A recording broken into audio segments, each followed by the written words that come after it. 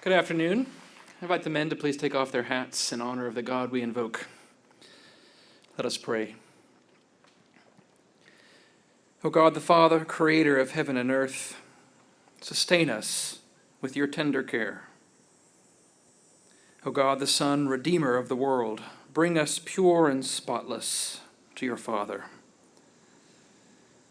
O God the Spirit, sanctifier of the faithful, unite us ever more perfectly to Jesus the Son. O holy God, we thank you for all your tender mercies, for our creation and preservation, for our growth and belonging, for our lives and our learning. All good gifts come from you, and apart from you we can do nothing. We acknowledge you to be the Lord, and we thank you for your great glory shed so lavishly upon us, your creatures. We ask for your protection this coming semester. Protect us from division and strife. Protect us from all false choices. Protect us from illness. Protect us from despair. Protect us for your name's sake, that we might better serve you, that we might better hear you, that we might better glorify you, that we might better love you. Speak peace to anxious hearts. Give faith to doubting minds. Give hope to uncertain souls. In the semester to come, equip us more thoroughly to do the good works you have prepared for us to walk in. And give us that quiet trust to know that we are always walking in your most benevolent sight. O holy, blessed, and glorious Trinity, one God, have mercy upon us. Renew our minds, receive our praises, inspire our imaginations. Draw our restless hearts to you. And all this we ask for Jesus Christ's sake, our only mediator and advocate. Amen. Please face the flag with me. I pledge allegiance to the flag of the United States of America and to the republic for which it stands, one nation, under God, indivisible, with liberty and justice for all. Please be seated. Good afternoon. Special thanks to our prelude ensemble and bagpiper, and a hearty welcome to the students and parents of the graduating class of 2025. I'm Dr. Chris Van Orman, College Provost. On the platform with me today are President Larry Arnn, rising seniors Rachel Keedy and Soren Moody, who will speak momentarily, Dr. Mark Holtoff, Dean of Faculty, Dr. Matthew Young, Dean of the Natural Sciences, Dr. Paul Moreno, Dean of the Social Sciences, Dr. R.J. Pastrito, Graduate Dean, and Reverend Adam Rick, Hillsdale College Chaplain. Please rise with the Hillsdale College Chamber Choir as we sing our alma mater. You're invited to join in. Their conductors are our very own Professor James A. Holloman. Please stand.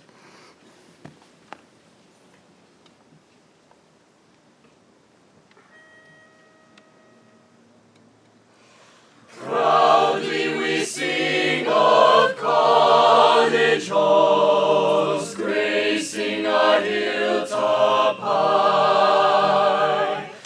Proudly our tower and ivied walls point to an azure sky.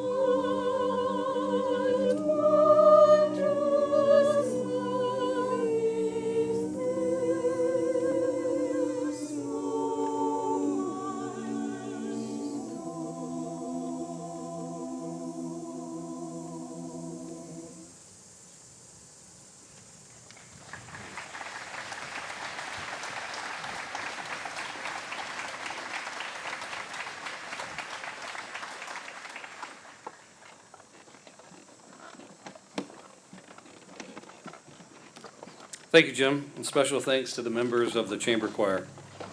We will now hear from our two senior students. Rachel Keedy is a senior from Kilifi, Kenya. Her majors are economics and mathematics, and she hopes to pursue a career in international economic development, perhaps through foreign policy. At Hillsdale, she belongs to the International Club, the Praxis Political Economy Club, and the InterVarsity Christian Fellowship. She also plays on the beach volleyball team, works at the library, call center, and serves as resident advisor in her dormitory. Besides her current activities, she recently joined in a spring break mission trip. She also helped coordinate an international students membership program for the 2020 Harvard African Business Conference. Christopher Soren Moody is a philosophy major from Mount Airy, Maryland. He plans to ultimately join the clergy or work in international missions. At Hillsdale, Soren belongs to the InterVarsity Christian Fellowship and serves both as a student ambassador for the admissions department and a residence advisor in the Galloway dormitory.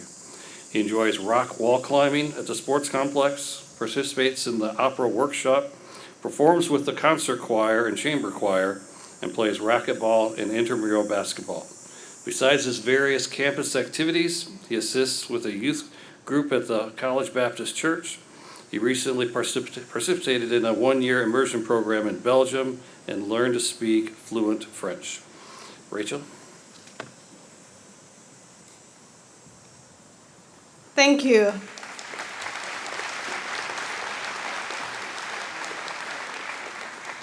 Mrs. Philip, the Deans, thank you so much for this honor of addressing the class of 2025. Dr. Ann, faculty and staff, parents and students, good afternoon. Class of 2025, congratulations for joining Hillsdale College. You are now united with one of the greatest institutions in the country and in the world. In the next 4 years, this will be your home. Today, you have begun to be a part of this community. One of the questions that you may be asked these first few weeks here at Hillsdale College is, why did you choose Hillsdale College? I was asked many times. But each time, I wondered if there are people who don't know why they select a certain college. So I always responded, to study. Soon, I realized that if it's just studying, then you can study almost anywhere in the world. So why Hillsdale? Why cross an ocean to attend this little school in the Midwest of America? Why not choose any other school in the United States? There are a few up the road that are quite well known. I don't expect you to have defined answers to this question today, but I ask you to ponder this question throughout your time at Hillsdale. I am confident that your answer will modify with time through your many experiences here at Hillsdale College. I want to begin by saying you are all outstanding, each one of you, or else you would not have joined Hillsdale College. You deserve to be a student here. You have worked hard. I guarantee you that the education you will receive will be extraordinary. It will make you a better human being, intellectually, spiritually, socially, and morally. Your transcript may not always show A's and sometimes even B's, which may be something you're not used to. I am not trying to crush your dreams or discourage you from academic excellence. I am telling you that the kind of learning you will engage in here will cover every facet of your life. It will shape your body, mind, and soul. You will practice what is taught in class with other people. You will engage in intelligent, philosophical, and theological discussions. You will make friends who become family. You will make many decisions that will change your life and those of others. All aspects of your life will be better by living in this community at Hillsdale, because everyone here, everyone you see sitting next to you and around you will be beside you through it all. By the time you're in your senior year like me now, you will look back and realize how much you've grown in this community and why you selected this beautiful school to cultivate your life. Today is just one of the many beginnings that you will experience here in Hillsdale and beyond. Take courage as you begin. In my sophomore year, I still found myself beginning. I took Dr. Stewart's American Heritage class. The first week of classes, he passed around a list of cities, towns, and historical places in the United States and a blank map of the US. He shared that he would quiz us on this information later in the semester.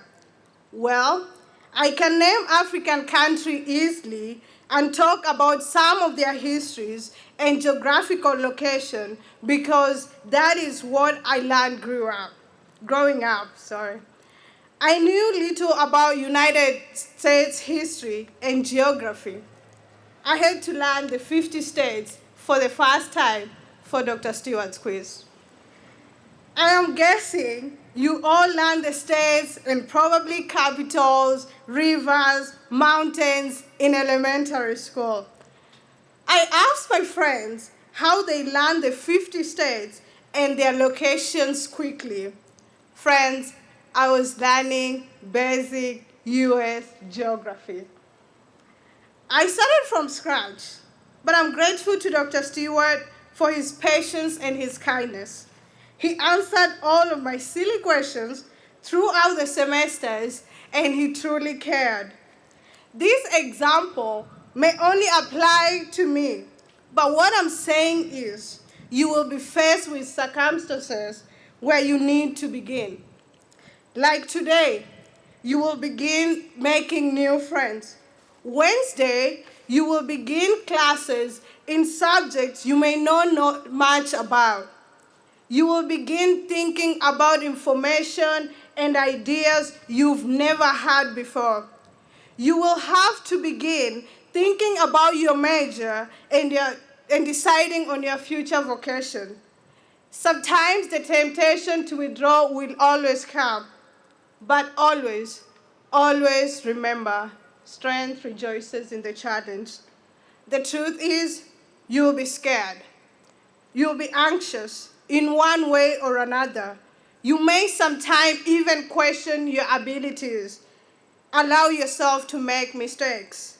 If you're willing to begin and be challenged, you will develop courage, humility, and grace. You will experience and feel your growth. Above all else, trust God with everything. He wants to walk with you, and he wants to guide you. One thing I undoubtedly needed when I first arrived was community.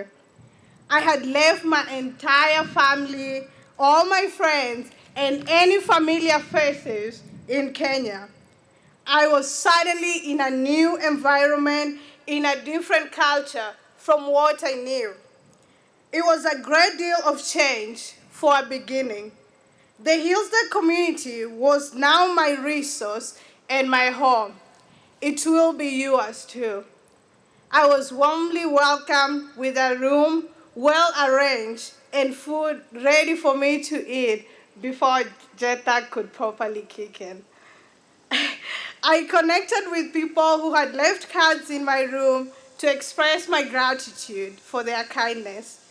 One of the families I connected with ended up being my host family.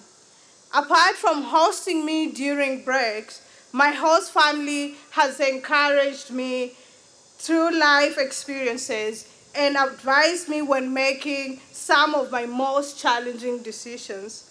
These people I'm telling you about are just members of the community, but their love for Hillsdale College is amazing.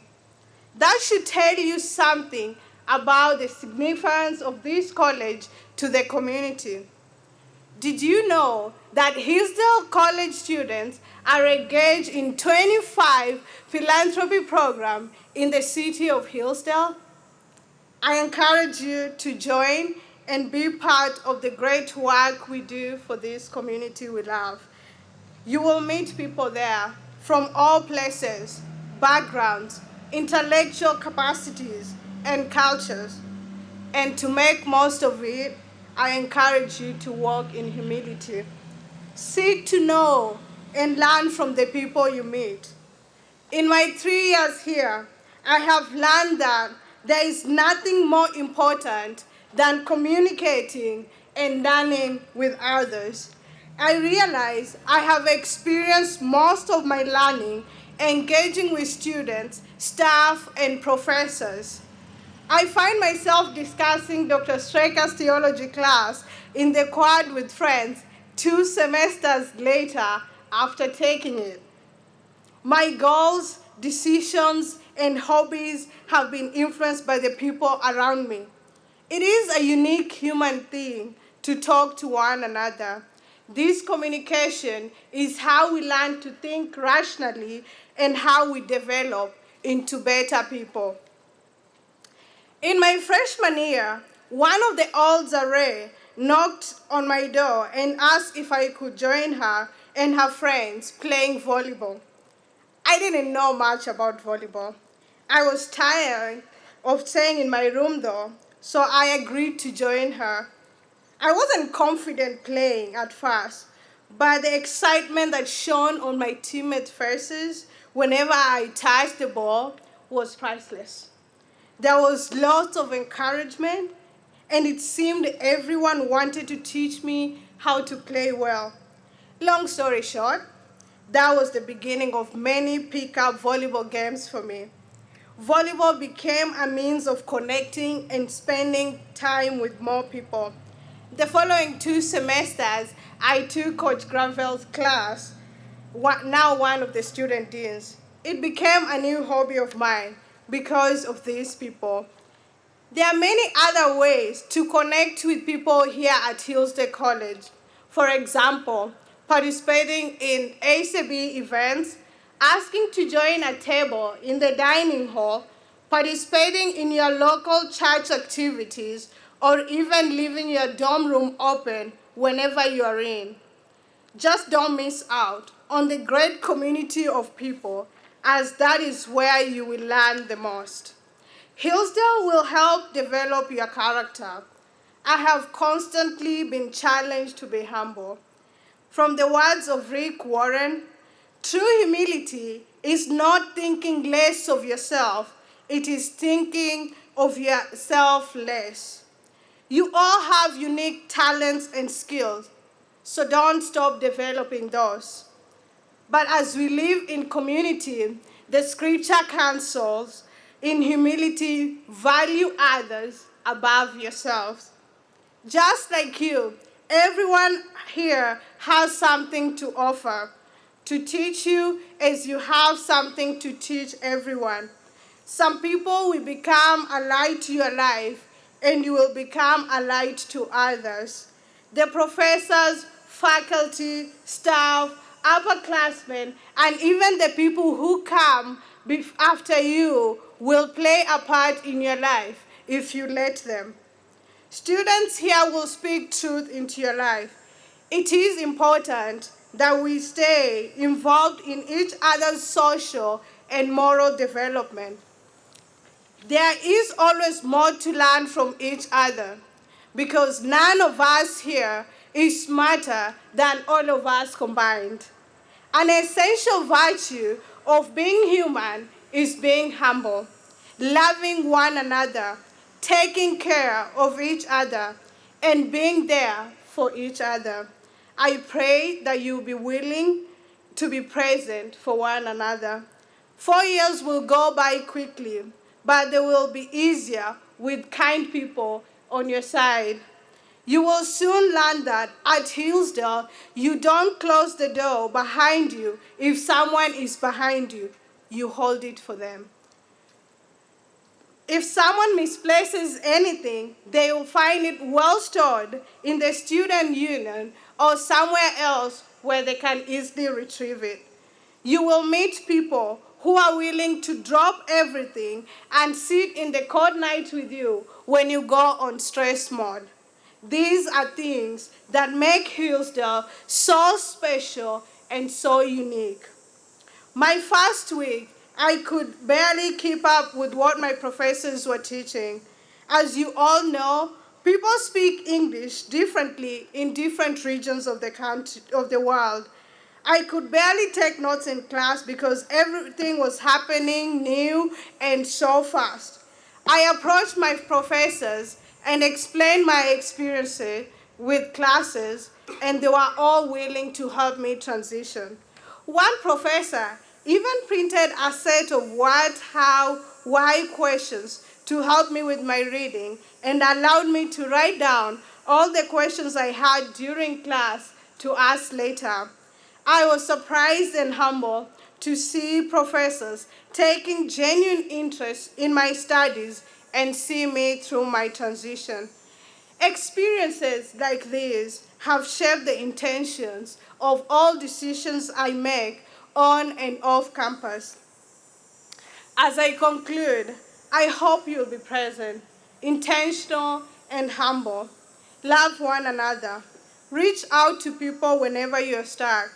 You are not alone. Don't be scared to begin. Have an open mind and heart.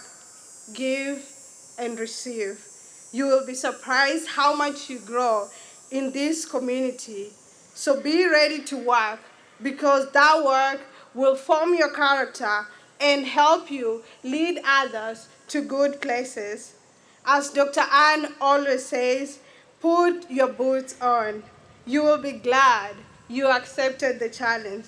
Welcome to Hillsdale College, class of 2025. I wish you all the best.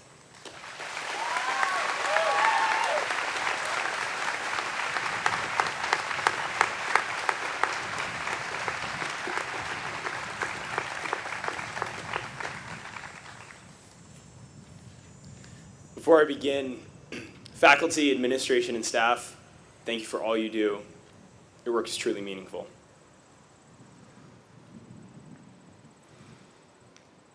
There was an Alaskan fisherman who one day decided to take a day voyage and go see his family at a village down the coast. He loaded his canoe with water, food, and supplies and began to paddle the serene sea. His family knew he was coming and eagerly awaited his approach. They prepared his room. They prepared a feast for him.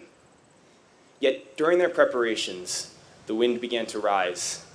The rain began to beat the roof. The waves began to crash more violently on the shore. A full-scale nor'easter had blown in. Worried for the safety of their brother out on the sea alone in a canoe, they ran as a family, all 5 of them, up to the nearest hill.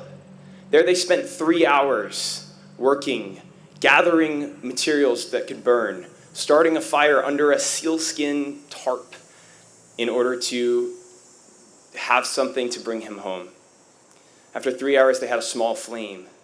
This flame grew into a fire that grew into a blaze, that grew into a burning sentinel that cut through the darkness of the storm. They tended that fire until morning, and still no sign of their brother. They went to sleep, exhausted, just as the sun arose, hoping that maybe he might be saved. I promise I'll come back to the end of the story. But first, I think I'm supposed to give you some sort of advice while I'm up here. I'll say I'm not much one for giving advice.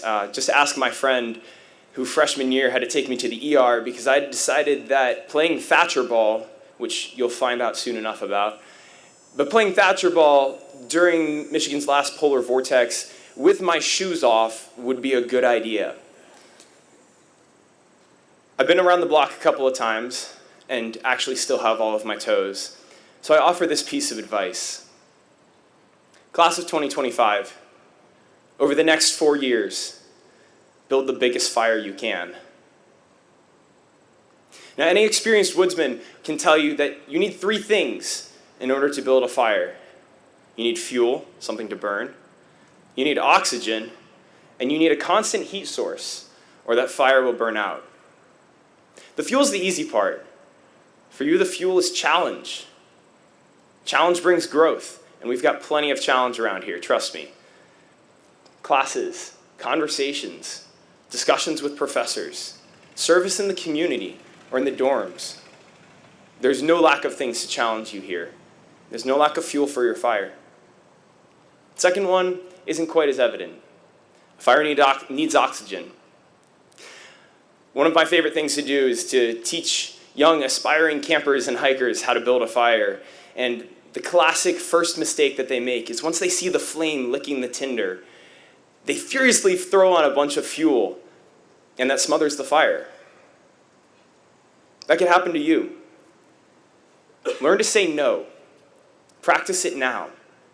Say yes to some things, but if you can say no and leave room for reflection, and for doing those things that you have said yes to well, you'll be much happier in the end.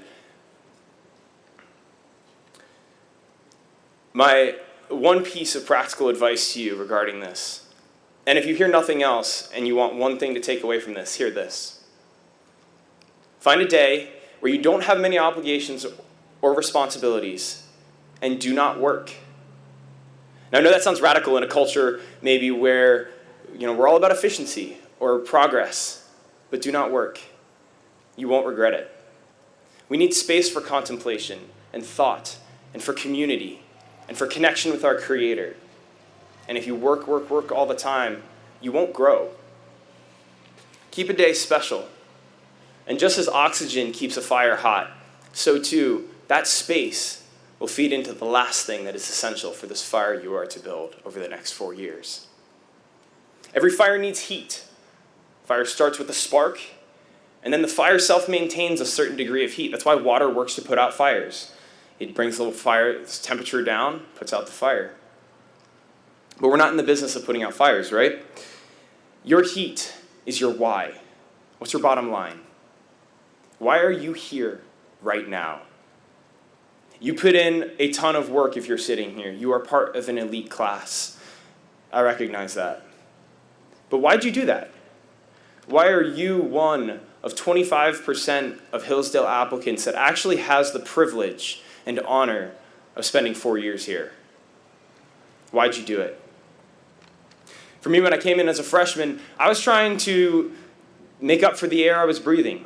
It wasn't that I had a lack of self-confidence, but I thought that what I did determined who I was.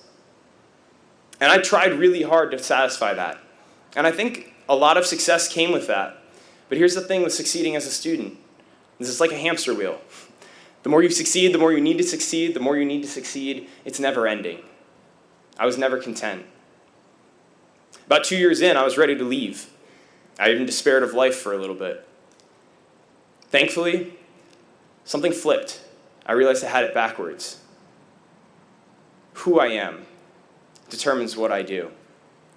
That identity that we have must come first, and then it's gratitude or a sense of knowledge of that identity that allows us to do those things and be successful. But as a philosophy major, I can tell you that deciding who you are all in your own reason isn't going to work. You're like a ship without an anchor. So for me, and I'd encourage for you, I found that who in whose. See, to know who you are, you have to understand whose you are. And I understood junior year that Jesus had already earned my place in the world. He loved me, and that was it. End of story. I didn't have to do anything else. And that told me who I was. And that launched me on a path of what I do. And I dare you to try to put my fire out now. Because I don't have to be doing anything to maintain it. It's there, and it's burning. So I told you I'd finish the story. After the fisherman's family went to bed, The embers burned, rebelling against the moist ground around them, steaming up in wisps of smoke. A lone canoe drifted towards the shore, paddled by an exhausted, yet very much alive fisherman. As he arrived on shore and his family rushed out to greet him amid the happy sobs and joyful tears, his little sister looked up at him and asked, "How did you do it? How did you survive the storm?" The fisherman, with a tired smile, looked down and said, "I took it one wave at a time. And at the top of each crest, I saw the fire that you had built, and it gave me hope so I could take on the next wave." Class of 2025, this is my charge to you. Build a huge fire. Be a place where people congregate for warmth and light. Do that by challenging yourself and growing yourself, by inserting space and rest into your life, and by remembering that Jesus has already earned your place in the world. Everything that you do comes out of that. We, the class of 2022, 2023, and 2024, welcome you with love and open arms. We invite you to join us in our active arson against a dark world. Thank you.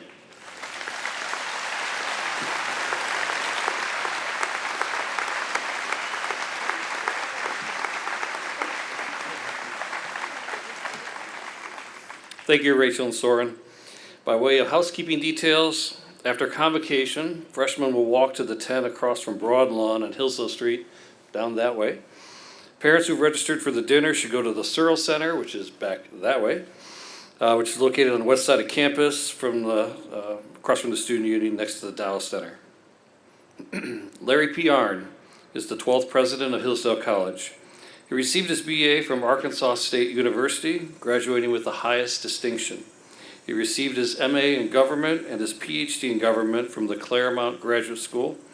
He also studied in England, first as a research student in international history at the London School of Economics, and then in modern history at Oxford University. While in England, he also served as director of research for the late Sir Martin Gilbert, the official biographer of Winston Churchill. He returned to the United States to become an editor for Public Research Syndicated, and he served as president of the Claremont Institute, an education and research institution based in Southern California. While at Claremont, he was the founding chairman of the California Civil Rights Initiative, which was passed by the California voters in 1996 and prohibited racial preferences in state hiring, contracting, and admissions. Dr. Arnn is on the board of directors of the Heritage Foundation, the Henry Salvatore Center of Claremont McKenna College, the Intercollegiate Studies Institute, and the Claremont Institute. He served on the U.S. Army War College Board of Visitors for 2 years, for which he earned the Department of Army's Outstanding Civilian Service Medal. In 2015, Dr. Arnn received the Bradley Prize from the Lynn and Harry Bradley Foundation. He's the member of the American Political Science Association, the International Churchill Society, the Mont Pelerin Society, and the Philadelphia Society. Published widely in national newspapers, magazines, and periodicals on issues of public policy, history, and political theory, he is the author of 3 books: Liberty and Learning, The Evolution of American Education, The Founder's Key, The Divine and Natural Connection Between the Declaration and the Constitution and What We Risk by Losing It, and finally, Churchill's Trial, Winston Churchill and the Salvation of Free Government. Dr. Arnn and his wife Penelope have 4 children, Katie, Henry, Alice, and Tony. Please join me in welcoming Dr. Larry Arnn.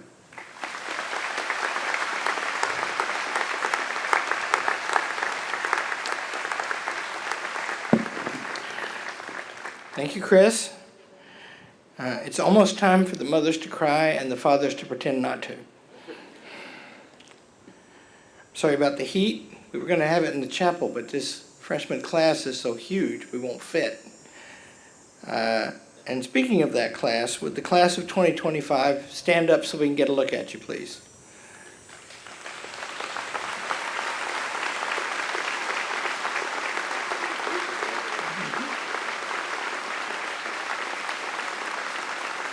Thank you.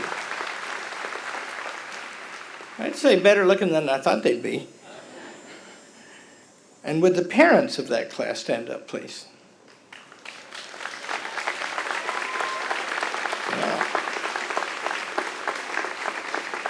Thank you. Thank you for your kid. That's a big thing. Most of what I have to say today, I'm going to say to the parents because the class of 2025, they belong to us now. We can do anything we want to with them. It's going to be difficult. The average entering grade point average is always 3.9, a little higher than that this year. And the average freshman is going to get a 2.8. And those ogres there in the faculty, they think that's too high. We didn't have a 4-point last year, as I remember, and we usually don't, and we don't like that. And all of you guys who got 4.25,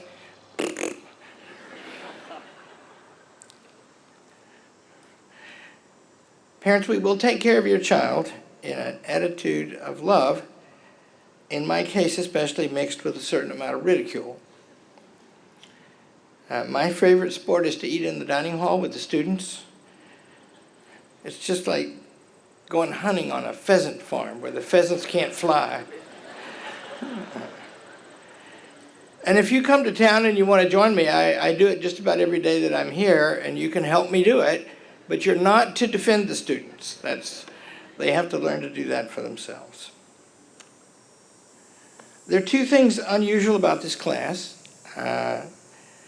One is their own characteristics, and the other is the time in which we live. There are more of you than ever, you freshmen. Too many. We're going to have to weed a few out. But you know, they don't leave after they get here. I don't understand that. They come from the largest pool of applicants we've ever had. They have on paper the highest qualifications we've ever admitted, and among the highest in the country. My, aren't they great? Haha. I will remind you now what we've said all along, and that is, you haven't done anything yet. Getting in here is an achievement, but who cares about that? Now we got to do the work. But the prospects for our success are excellent. And that's partly because of what you are. The times are unusual. I think of 1938 and 1860, times before great cataclysms. I learned something about how the times affect us from the student leaders last week, because, you know, to get ready for all of you, half the campus that's been away, they show up and work and think and try to figure out how we're going to cope with you. And the RAs are a great crowd, resident advisors. They've got the dark blue shirts on up there. Is Emily O'Gara here? Wait, I don't see her.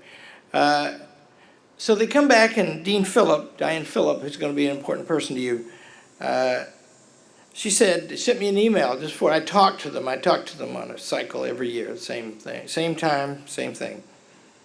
She said they've been out and getting their internships, and they meet wokeness everywhere they go.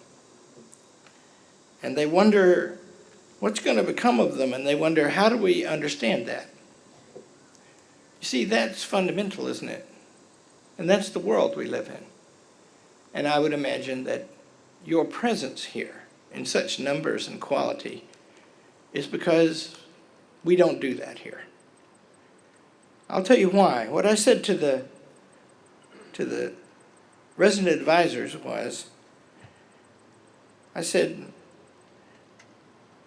you're being encouraged to feel guilty for something you never intended and cannot rightly be said to have committed it through negligence. You're told that you have feelings of which you're unaware. If you're not a charitable person, friendly to all, you heard that from both these speakers right now. We're here to be friends. We're here to love each other. We argue all the time around here. It's like a disease. But the arguments are liberated by the fact that we mean well by each other, whoever anybody is. And see, this claim that you can be guilty of something without intent, that's just the argument from the novel 1984, or the novel Darkness at Noon. And it pretends very bad things that it's coming.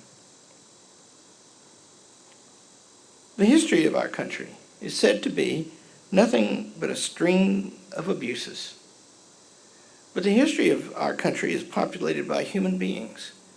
And that meant some of them did magnificent things. And some of them did do terrible things. But that's the human story. And if we think it was all bad back then and all good now, what's left for us to do? Social media is a problem.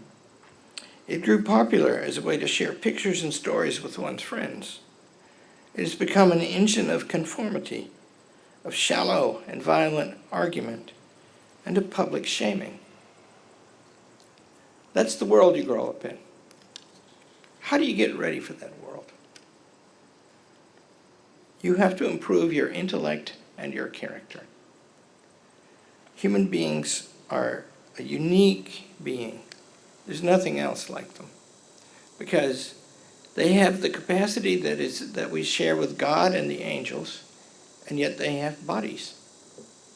And the bodies have needs and wants and gets tired. As Rachel said, sits here today, some of you frightened. You know, why? Honor is at stake. You're afraid you can't do it. You have all that, and that you have the ability to see beautiful things because you can use ordinary common nouns. I don't talk these days without mentioning my new granddaughter. And all of you grandparents, I just want to say I pity you, because mine's the best. And she's 8 months old, and I've learned something from her that I didn't learn from my other ones, our 4. She doesn't talk yet, but she's learning to. She's practicing making the sounds that we make, on her way to turning those into words. And you know, we're just about to get a new boxer puppy, our 8th one. And he's going to be just like the other 7. He's never going to learn any words. But after the squeak, we call her, little Charlotte, after she starts learning words, in about 6 months, she's going to know all the words. She's going to know things that she's never seen and things that she will never see. Her soul is a human soul. And that means her color and her sex cannot have any significant bearing on her quality, because we are made out of something like magic, except it's divine. So I told those senior class leaders that, and I said, do you see what you have to do? You have to learn to make that argument about the human, about the laws of nature and of nature's God. You have to come to know the beautiful things and to do the beautiful things. And that means you must become prudent and just and moderate and brave. And that takes practice. And it can only come from a whole-souled commitment.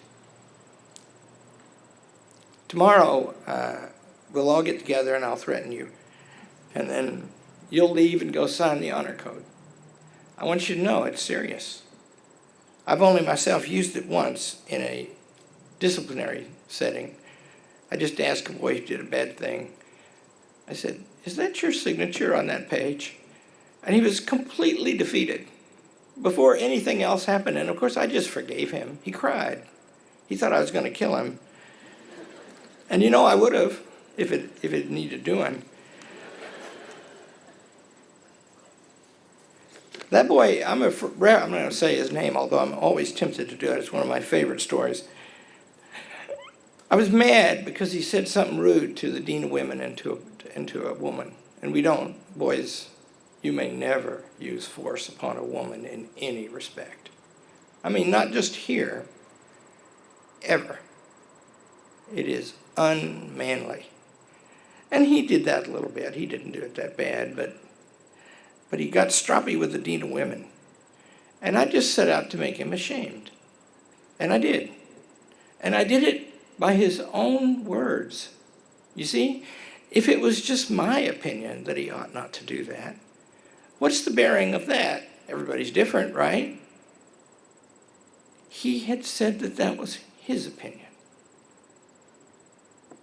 Everything works here because we've all chosen this against sparkling alternatives, understanding that this is more difficult and more beautiful, and those two things go together. Parents, you should help your kids. They'll get all upset sometimes. Rachel warned about that. And tell them to stop whining. Well, that's what I usually tell them. I mean, if I think they actually really do have a problem, I'm somewhat nicer, but you don't want to get carried away with the nice part. If they have a conflict with us, take our side. Because we're probably right, and if we're not, we'll adjust. And we'll tell you whatever we know. You are welcome here. Students, you have been admitted here because of the promise of quality of character and intellect. And you have been admitted amidst a pool who had many times your number like that. You are having a privilege that is to be of benefit to others, not just others here. This college talks to 30 million people a month. We're charging you to be here, and we lose our shirt on that. We give the online courses away for free to about 3 million people. We're just making a killing on that. People say, you should ask for people for money more often. I say, no, I'm too interested in money to do that. Because first of all, people give for love, right? And that means we here in this community, we are the hub of a movement. And civilization itself is at stake in the movement. So you freshmen, you're joining now. Get your boots on.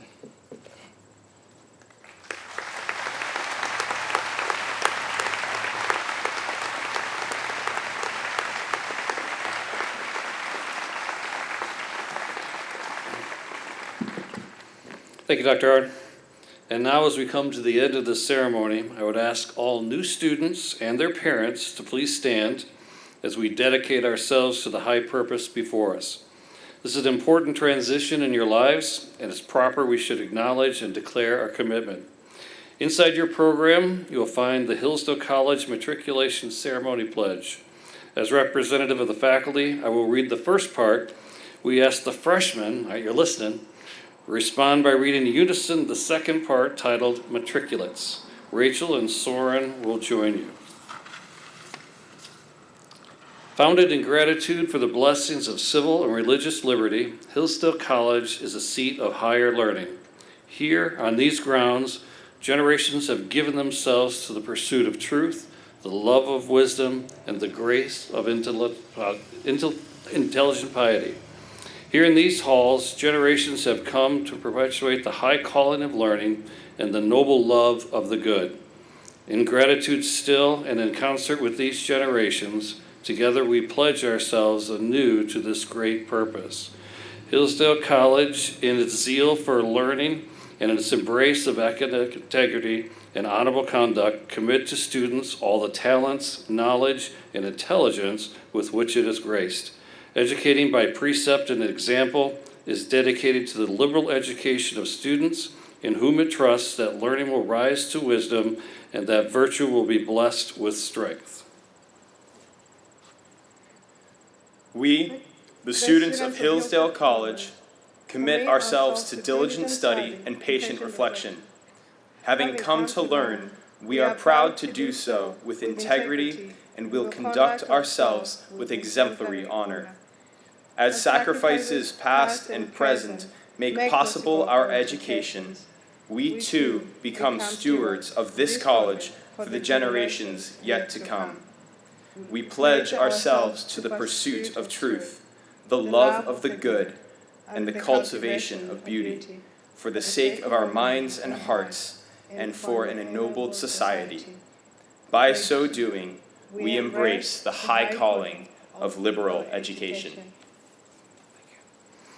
This pledge bespeaks our unity and a great purpose. Intellectual and moral wisdom, blessed by God, is the foundation of a good and humane life and the necessary condition of enduring liberty.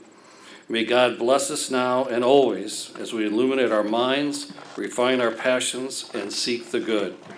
Parents, please turn to your sons and daughters, now official Hillsdale College students, and give them your blessings.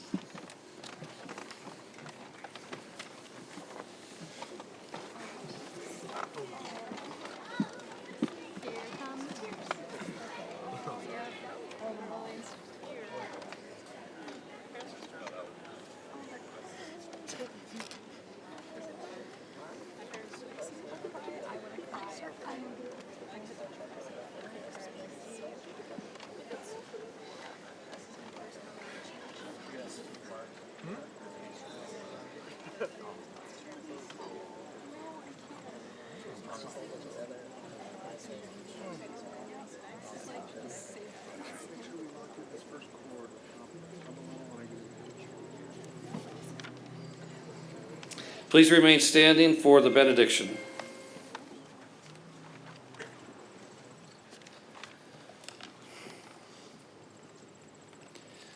As a boon to your journey ahead, I offer you a prayer of protection pulled from the great wisdom of the Hebrew poets, the Psalms of Ascent, Psalm 121. I will lift up my eyes unto the hills. From whence comes my help? My help comes from the Lord, who has made heaven and earth. He will not let your foot be moved, and he who keeps you will not sleep. Behold, he who keeps Israel shall neither slumber nor sleep. The Lord himself is your keeper. The Lord is your defense upon your right hand, so that the sun shall not burn you by day, neither the moon by night. The Lord shall preserve you from all evil. Indeed, it is he who shall keep your soul. The Lord shall preserve your going out and your coming in. And now may the blessing of God Almighty, Father, Son, and Holy Spirit be amongst you and remain with you from this time forth forevermore. Amen.